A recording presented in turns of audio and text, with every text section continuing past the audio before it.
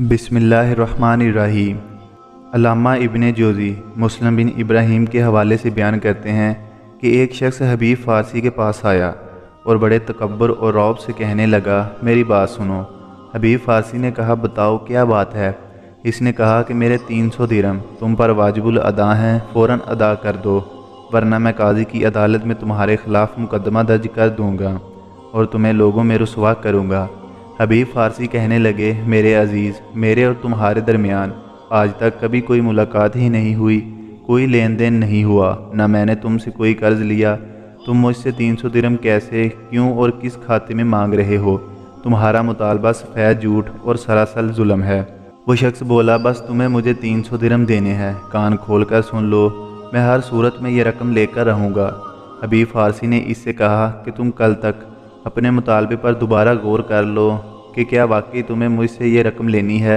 इधर मैं भी सोचता हूँ, घर में अपने औराक देखता हूँ, हो सकता है कि मैं भूल चुका हूँ और मुझे मेरे औराक में कोई ऐसी तहरीर मिल जाए जो तुम्हारी बात की तस्दीक करे। ताहम मेरी याददाश्त के मुताबिक मेरा तुम्हारा लेन देन का भी कोई मामला नहीं हुआ। हबीब फ़ारसी अपने घर तशरीफ़ लाए और सारे हिसाबात चेक किए, एक एक औराक की जांच पड़ताल की, मगर कोई ऐसी चीज़ नहीं मिली जिससे इस शख्स के दावे की तस्दीक होती हो। ये मस्तजाबुल दावत शख्स थे।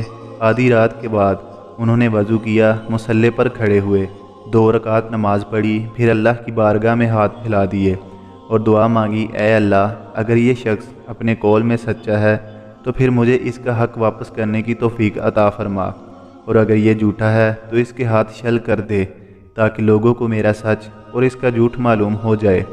अगला दिन तलू हुआ तो अचानक बड़ा भयानक मंजर आया। इस शख्स को लोगों ने अपने कंधों पर उठाया हुआ था, क्योंकि इस पर फालज गिर गया था और इसका आधा जिस्म बिल्कुल शल हो गया था। इस शख्स ने आते ही हबीब फ़ारसी से कहा कि क्या आपने पहचाना? मैं वही शख्स हूँ जिसने कल आपसे धूस, धांधली और ज़्यादती करते हुए 300 दिरहम मांगे थे। ये मेरा हक़ नहीं था जो मैं आपसे मांग रहा था। न मैंने आपको कोई अमानत दी, न आपने मुझसे कोई कर्ज़ लिया, न मेरा आपसे कोई लेन देन था। बस मेरे जी में आई कि आप चूँकि एक मारूफ और शरीफ आदमी हैं, लोगों में आपकी बड़ी इज़्ज़त और शोहरत है, इसलिए आप मेरी धमकी में आ जाएंगे और अपनी इज़्ज़त बचाने के लिए मेरा मुतालबा पूरा कर देंगे। हबीब फ़ारसी ने इससे कहा, क्या तुम दोबारा ऐसी हरकत करोगे कि किसी और मुसलमान को इस तरह नाजायज़ तंग करोगे और इससे गलत और नाहक मुतालबा करोगे?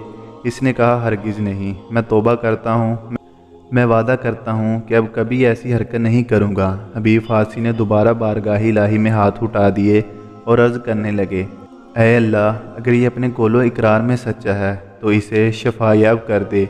ये दुआ करने की देर थी कि वो शख्स यकदम अपने कदमों पर खड़ा हो गया। इसका मफलूज बदन अल्लाह ताला ने अपने फजल करम से किसी इलाज के बगैर ही ठीक कर दिया। फिर वो यूँ चलने लगा जैसे कभी कुछ हुआ ही नहीं था। सुबहान अल्लाह।